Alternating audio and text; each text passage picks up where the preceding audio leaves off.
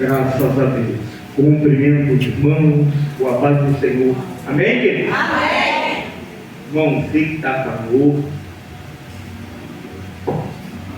Prometo ser objetivo. Quero louvar a Deus pela tua vida, pela sua casa, pela sua família. Eu quero de antemão convidar você a abrir sua Bíblia, o Evangelho de Jesus Cristo segundo escreveu Mateus, capítulo de número 27, somente o verso de número 51. Graças a Deus.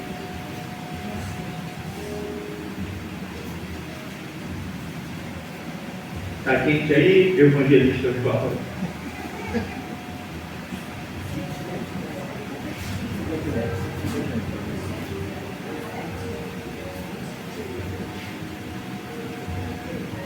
Amém? Amém. Diz assim: e eis que o véu do santuário se rasgou em duas partes, de alto a baixo. Tremeu a terra, fenderam-se as rochas. E por gentileza você senta glorificando o nome do Senhor. Tudo bem, irmão? A única coisa que eu vou pedir a sua atenção nessa noite, alguns minutinhos. Obrigado. Para entendermos a visão do evangelista Mateus sobre o sentido do véu rasgado do alto para baixo, temos que voltar um pouco na história. Vai dizer a Bíblia, no Antigo Testamento, que diz o autor Hebreus, capítulo de número 10, que o Antigo é sombra das coisas futuras, mas refere ao Novo Testamento. Então, quando Moisés recebe a missão de passar a planta de um tabernáculo para Bezalel, a palavra de Deus vai dizer que a ordem era construir o tabernáculo com 3 compartimentos: o átrio, o santo lugar e o santo do santo. O que vai me chamar a atenção é que do lado direito ele manda construir a pia de bronze aonde o sacerdote iria se lavar para poder fazer o sacrifício. E no Novo Testamento Jesus vai dizer à mulher samaritana que se tu pedisse água, soubesse quem te pede, tu me pediria e nunca mais teria sede. Do lado esquerdo, Deus vai mandar, através da vida de Moisés, construir o altar do holocausto.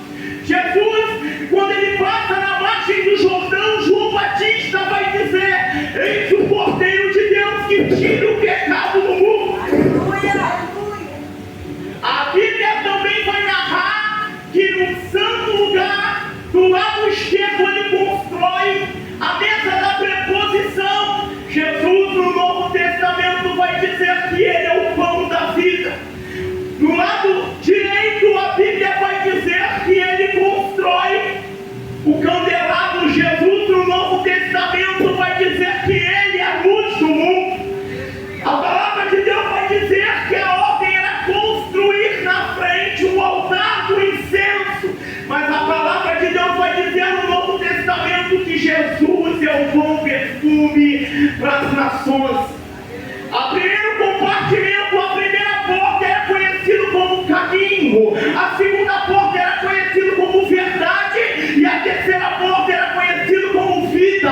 Capítulo 14 de João vai dizer: eu sou o caminho, eu sou a verdade e eu sou a vida, e ninguém vai ao Pai a não ser por mim. João 9, capítulo de número 33 vai dizer: necessito de um árbitro que põe a mão em mim e põe a mão no Criador para que eu possa ser salvo. Sabe o que eu entendo aqui? Que em todos os compartimentos do tabernáculo a presença de Deus se manifesta. Mas tem um ponto aqui, pastor, e eu já abro o leque de uma revelação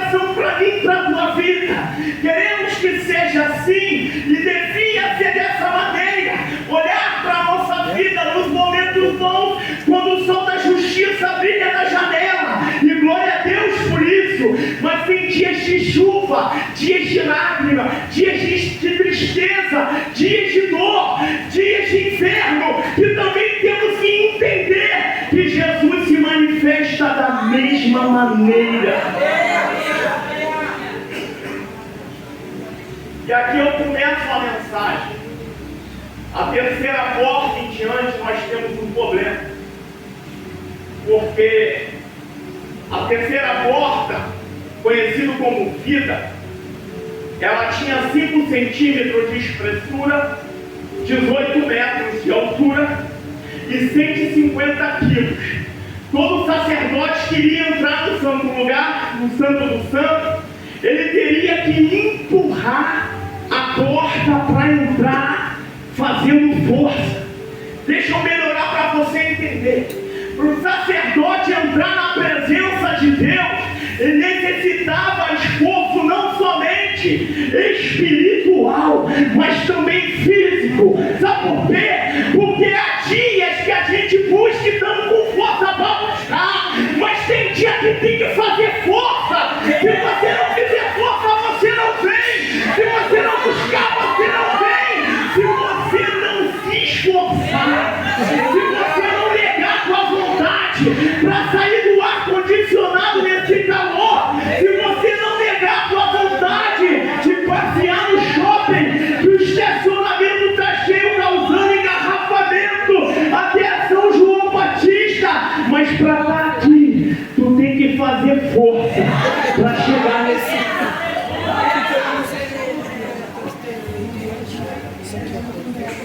Vem comigo. Tem um problema. Terceira cortina em diante, temos somente a arca.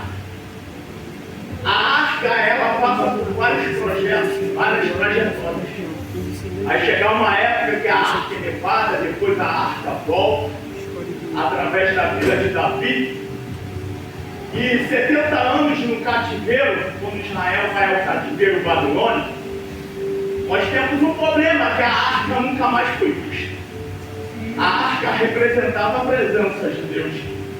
Só quem entrava na arca era o sumo sacerdote. Ou seja, quem tinha acesso ao santo dos santos somente era o sumo sacerdote. Só que a arca, quando Israel vai para a Babilônia, ela some. E nós temos um problema. No período do cativeiro babilônico, até a construção, que levou 40 anos do templo de Herodes, quem é que estava atrás da cortina? Se a arca tinha sumido, temos um problema. A presença de Deus não estava lá. Só que os sacerdotes ficaram em silêncio. Sabe por quê? Porque o povo não sabia que a arca estava lá, mas o povo trazia ouro, trazia prata, o povo se lançava, o povo ofertava, o povo fazia de tudo, porque aparentemente a arca estava atrás da cortina. A religião judaica ocultou a arca por muito tempo atrás da cortina, porque só quem tinha acesso era o sumo sacerdote.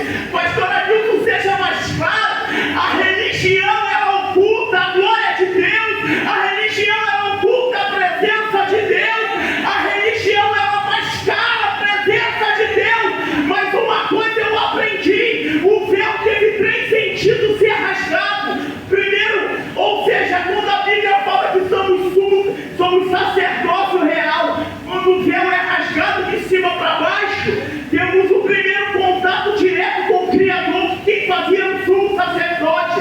Mas temos algo ainda em comum. Deus vai desmascarar a religião judaica, vai rasgar de cima para baixo e vai mostrar: olha, não tem arca coisa nenhuma, não tem arca coisa nenhuma.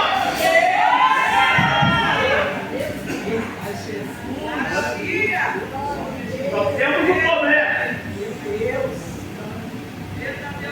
Porque quando Deus toma a arca dos santos, aprendo com o capítulo 12 de Lucas. Maria viaja de Nazaré até a sua prima Isabel. O nome ventre e útero no hebraico tem a mesma terminologia, a mesma etimologia. Ou seja, ventre formador. No ventre de Isabel formava o profeta chamado João Batista. Só que no ventre de Maria não. O Espírito Santo de Deus, através do anjo que tinha revelado que quem estava no ventre de Maria não foi nascimento natural. Ou seja, enquanto no ventre de Isabel forma um profeta, no ventre de Maria se manifesta um Deus. Eu vou ser mais claro para você entender. Eu não sei se você está satisfeito somente do ventre formador, mas eu já cansei de coisa natural na minha vida. Eu não sei você, mas 2000 somente em virada do ano que fazemos promessa. Mas a partir de hoje, na última ceia do ano, eu profetizo na tua vida que tu viverás um ventre sobrenatural na tua vida.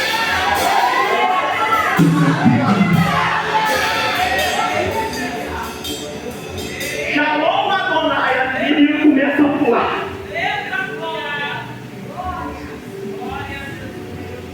Só que eu aprendo aqui que existe um terceiro sentido do véu se rasgar do alto para baixo. Primeiro, acesso direto ao Pai. Segundo, desmascara a religião judaica. Terceiro, na cultura judaica, toda vez que um pai perdia um filho, o pai entrava em estado de vergonha. Ele pegava suas vestes do alto para baixo e rasgava. Quando o véu se rasga, Deus a mostra para o povo: ele é meu filho. Eu vou melhorar para você entender. Na cultura judaica dizia que quando o pai perde um filho, entra em estado de humilhação. Coloca a cinza sobre a cabeça, pega as vestes de cima para baixo e rasga. Ou seja, o pai está dizendo para a comunidade judaica: ele é meu filho.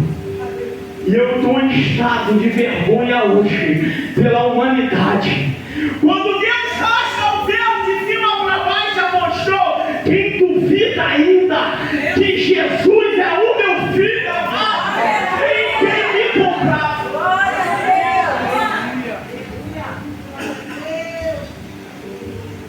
Irmãos, o véu se rasga.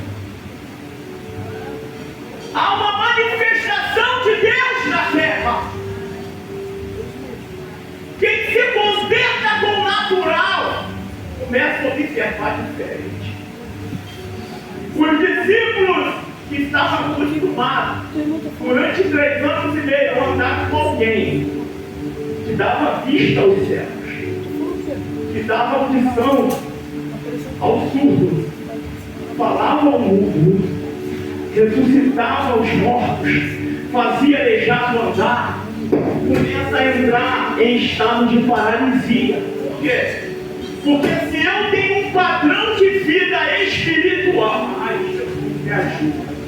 Se eu tenho um padrão de vida espiritual e eu entro em comodismo, eu começo a sentir na minha própria pele que o que era prazer virou sacrifício. Tu vai pegar.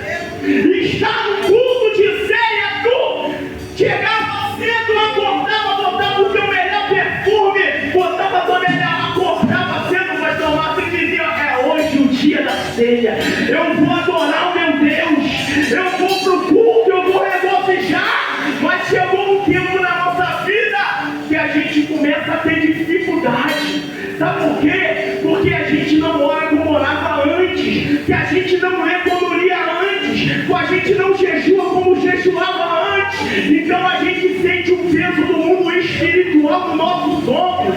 Eu não falo para você porque começa em mim, e eu tenho uma palavra de Deus para você.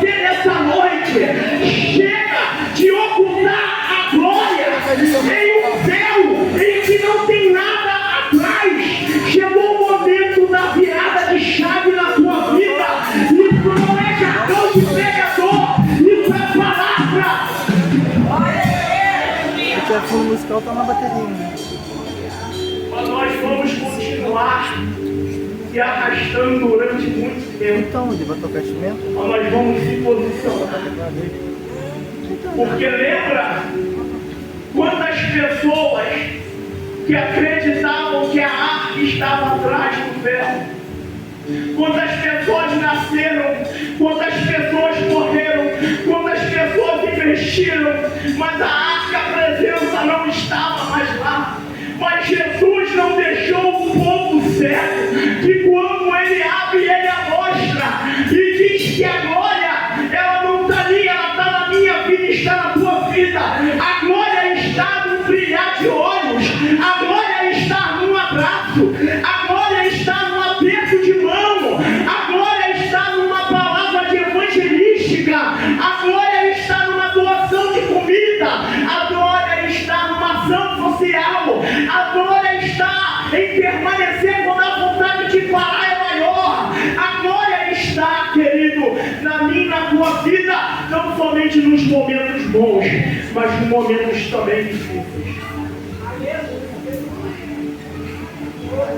Diz a palavra. Eu estou com um passo ao final.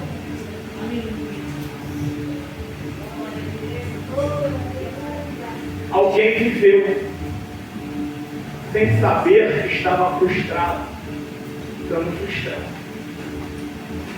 Você lembra quando João ele vai voltar a pescar com os discípulos? Você lembra que quando ele cai para mar adentro, segundo o costume dos próprios pescadores, existem dias propícios para isso. A lua, quando ela está bem exposta ao céu, o brilho ela atrai os peixes para a superfície do mar. Aquele dia Pedro estava convicto que a pescaria seria boa. Ele pega os discípulos e vai a mar adentro. Só que o barco poderia estar cheio dos discípulos e da boa intenção de pegar peixe. Mas a vida de Pedro e a vida dos discípulos se encontrava vazia. Sabe por quê? Porque quem preenchia o vazio não estava mais do lado dele. Deixa eu trazer aqui uma palavra e eu caminho para um final. Muitas das vezes nossos barcos estão cheios.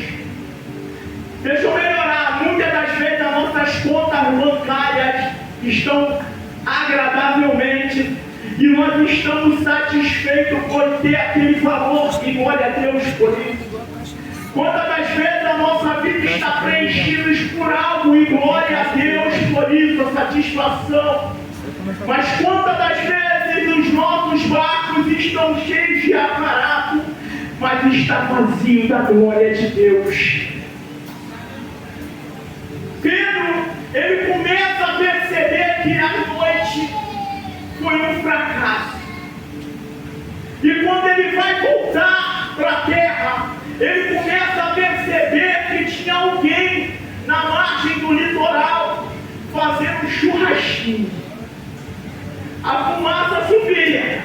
Só que Jesus não permitia que intruso entrasse na festa dele sem contribuir também. E quando Pedro vai voltar para os discípulos, ele diz: opa, não vem não. Primeiro lançai a rede do meu lado direito. Preste atenção. Os discípulos sabiam qual era o lado que deveria pescar e todas as estratégias que deveriam usar. Agora repare que Jesus está numa contramão aos discípulos. E quando Jesus diz lançar do meu lado direito, é do lado de Jesus e não do lado direito de Pedro. Eu quero dizer para você que muitas das vezes a gente quebra a cara porque a gente tenta fazer do nosso lado, do nosso jeito, o que vai nos beneficiar. Mas quando Jesus diz lançar do meu lado direito, Jesus está dizendo: o meu lado pode tirar do conforto, o meu lado pode tirar do lugar aonde satisfaz a tua vida pessoal física.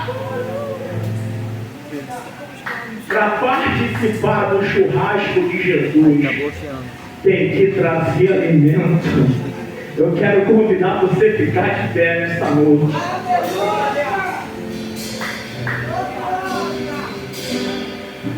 Irmão, Pedrão pula. Os discípulos têm dificuldade de levar tamanho número de peixes. Tem até o número de peixes que eles pegaram.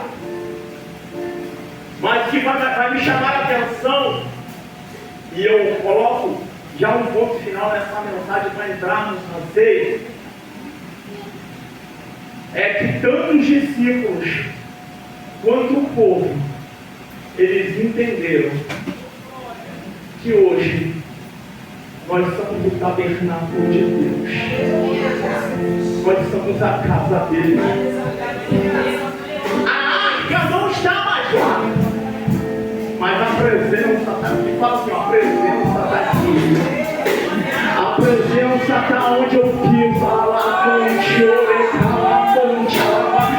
presença está onde eu coloco. Ai, Jesus! A presença está onde eu coloco a minha mão. A presença está onde eu coloco os meus pés.